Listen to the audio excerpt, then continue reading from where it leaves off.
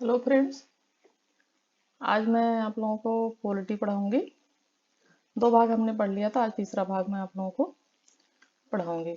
तो फ्रेंड्स, आप लोगों से रिक्वेस्ट है कि वीडियो पसंद आता है तो उसे लाइक, कमेंट, शेयर जरूर करें और साथ ही साथ सब्सक्राइब जरूर कर लें, क्योंकि कोई भी नई वीडियो डालूंगी तो उसकी नोटिफिकेशन जिससे आप तक पहुंचती रहे। और ये वीडियो जो भी बन रही है फ्रेंड्स, आप लोगों के लिए बहुत ही हेल्पफुल है और आप लेके लोगों के एग्जाम में ये काम आएंगी। तो एक रिक्वेस्ट और है आप लोगों से कि वीडियो को पूरा जरूर देखें। चाहे तो आप उसे थोड़ा सा फास्ट कर लें, वॉइस को फास्ट करके देख सकते हैं। तो और टीजीटी और पीजीटी के वेबसाइट दोबारा से ओपन हो गई है, तो आप लोग अपना फार्म, जिन लोगों ने नहीं फिल किया है वो लोग अपना फार्म पहले फिल कर लें और फिर तैयारी शुरू कर दें। तो चलिए फ्रेंड्स, मैं अनीता भास्कर अपने यूट्यूब चैनल पर आप लोगों का स्वागत करती हूँ। तो चलिए पढ़ते हैं। आज हमारा टॉपिक है संविधान का निर्माण। तो फ्रेंड्स, संविधान का निर्माण में हम पढ़ेंगे पहले संविधान सभा की मांग। तो भारत में संविधान सभा के गठन का विचार वर्ष 1934 में पहली बार एम राय ने रखा था। 1935 में भारतीय राष्ट्रीय कांग्रेस ने पहली बार भारत के संविधान के निर्माण के लिए आधिकारिक रूप से संविधान सभा के गठन की मांग की। 1938 में 1938 में भारतीय राष्ट्रीय कांग्रेस की ओर से पंडित जवाहरलाल नेहरू ने घोषणा की कि स्वतंत्र भारत के संविधान का निर्माण मताधिकार के आधार पर चुनी गई संविधान सभा द्वारा किया जाएगा और इसमें कोई बाहरी हस्तक्षेप नहीं होगा। नेहरू की इस मांग को ब्रिटिश सरकार ने सैद्धांतिक रूप से स्वीकार कर लिया। इसे सन 1940 के अगस्त प्रस्ताव के नाम से भी जाना जाता है। तो इसे जो है अगस्त प्रस्ताव के नाम से जाना जाता है। देखिए मैंने हाईलाइट किया, ये है अगस्त 1940 के अगस्त प्रस्ताव के नाम से भी इसे जाना जाता है। तो फ्रेंड्स, ये है 1942 में ब्रिटिश सरकार के कैबिनेट मंत्री सर स्टैफोर्ड क्रिप्स एक प्रारूप प्रस्ताव के साथ भारत आए। इस संविधान के द्वितीय विश्व युद्ध के बाद अपनाया जाना था। क्रिप्स प्रस्ताव को मुस्लिम लीग ने अस्वीकार कर दिया। मुस्लिम लीग की मांग थी कि भारत को दो स्वायत्त हिस्सों में बांट दिया जाए, जिनकी अपनी संविधान सभा हो। अंततः भारत में एक कैबिनेट मिशन को भेजा गया और इस मिशन में दो संविधान सभा की मांग को ठुकरा दिया। इस मिशन ने उसने ऐसी संविधान सभा के निर्माण की योजना सामने रखी जिसने मुस्लिम लीग को काफी हद तक संतुष्ट कर दिया। तो 1940 में जो अगस्त प्रस्ताव आया था, जो है नेहरू जी ने वो किया था। उसके बाद 1942 में क्रिप्स मिशन आया था भारत। उसके बाद देखिए जो फिर 1942 में कैबिनेट मिशन आया था। तो ये सब चीजें बहुत ही महत्वपूर्ण है। जैसे 1942 में आया था कैबिनेट मिशन। तो आगे चलते हैं। संविधान सभा का गठन। संविधान सभा का गठन कैसे हुआ था?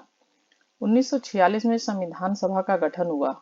कब हुआ ये चीज ध्यान रखिए, 1946 में संविधान सभा का गठन हुआ। संविधान सभा के लिए चुनाव जुलाई अगस्त 1946 में हुआ। कब हुआ? जुलाई अगस्त 1946 में हुआ। ब्रिटिश भारत के लिए आवंटित सीटें जो थी 296, उनके लिए चुनाव 1946 में जुलाई अगस्त में हुआ। संविधान सभा की कार्य प्रणाली।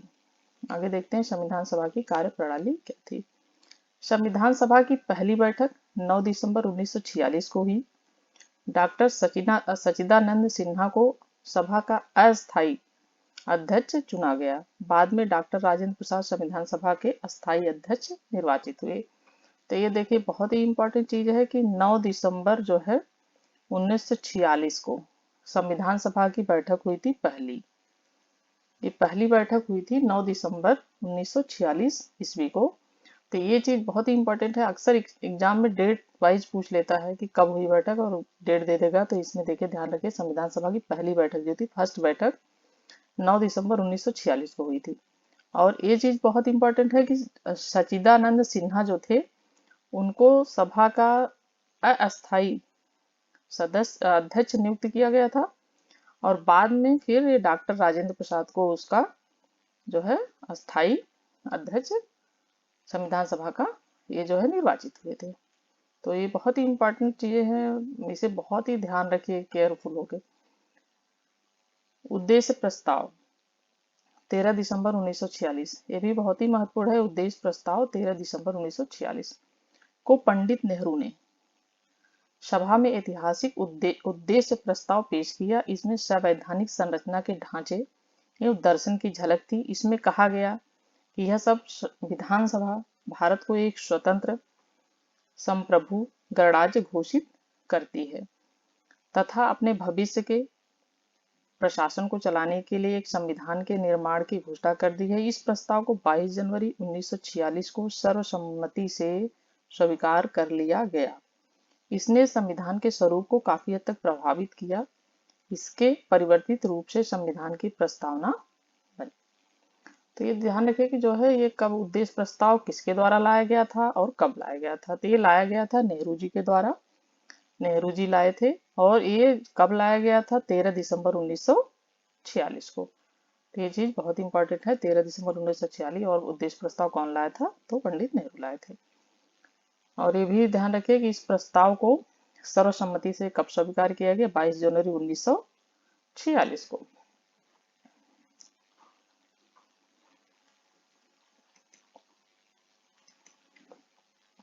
स्वतंत्रता अधिनियम द्वारा परिवर्तन। तो स्वतंत्रता अधिनियम द्वारा परिवर्तन क्या हुआ?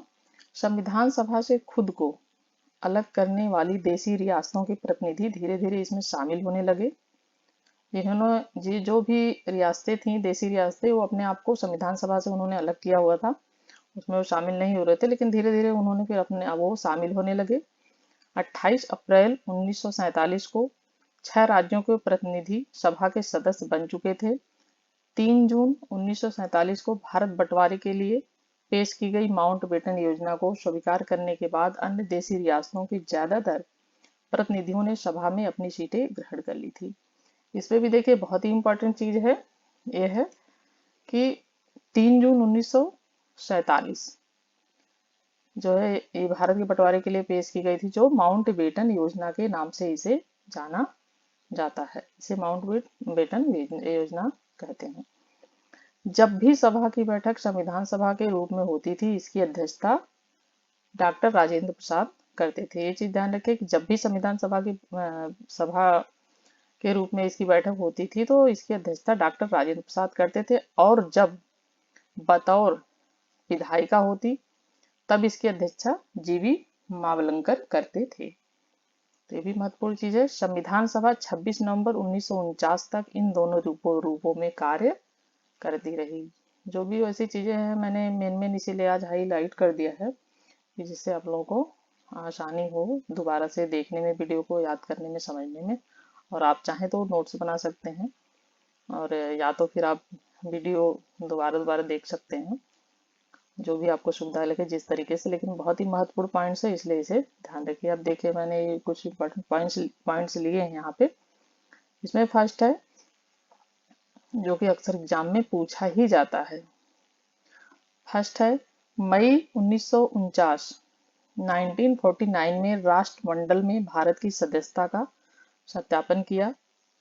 सेकेंड पॉइंट है इसने 22 जुलाई 1947 को राष्ट्रीय ध्वज को अपनाया। तो ये देखिए बहुत ही महत्वपूर्ण है। ये राष्ट्रीय ध्वज को कब अपनाया गया था?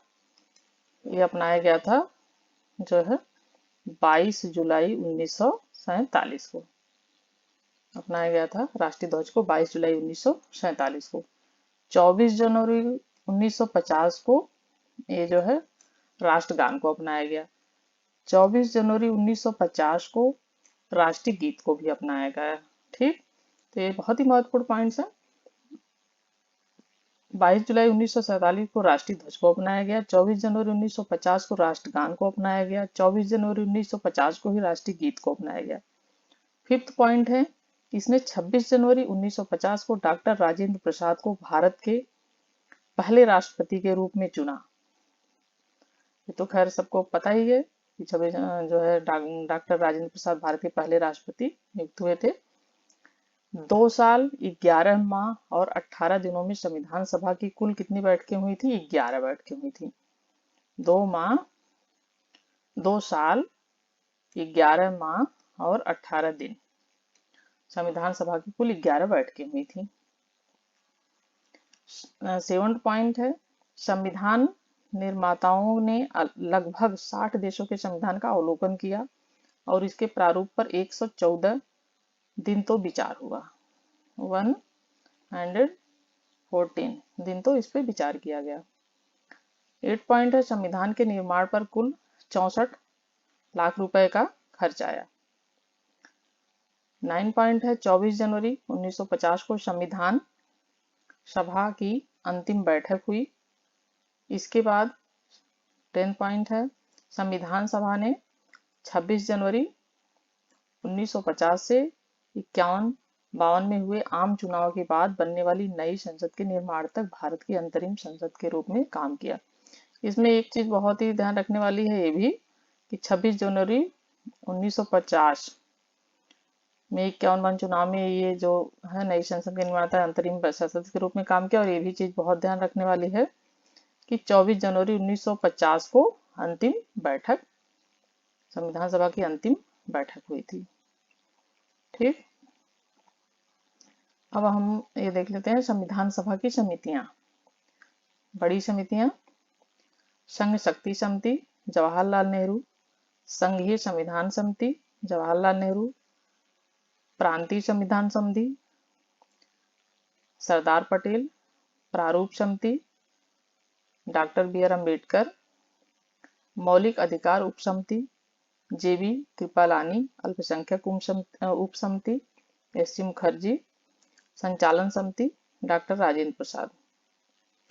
छोटी समितियां: सदन समिति बी पट्टाभी सीतारमैया, कार्य संचालन समिति डॉक्टर के मुंशी, राष्ट्रध्वज संबंधित तदर्थ समिति डॉक्टर राजेंद्र प्रसाद, प्रारूप संविधान की जांच के लिए विशेष समिति जवाहरलाल नेहरू, नागरिकता पर तदर्थ समिति एस वादाचारी। तो ये जो आज का हमने पढ़ाया ये आप लोगों को, और हमने जो पढ़ा आज का बहुत ही इम्पोर्टेंट और बहुत ही जो है ये बहुत ही जरूरी है। मतलब ये क्वेश्चन जो भी इसमें से निकलेंगे बहुत ही अच्छे क्वेश्चन बन जाएंगे इसमें से। और आप लोग ये मेन मेन पॉइंट्स को ध्यान रखिए और जो है अच्छी तरीके से तैयारी करिए। और जिन लोगों ने फॉर्म नहीं फिल किया वो फॉर्म फिल कर दें और वीडियो को पूरा देखिए, तभी जो है समझ में आएगा। Thank you friends, thank you for watching video. Like, subscribe और शेयर जरूर कीजिए। Thank you.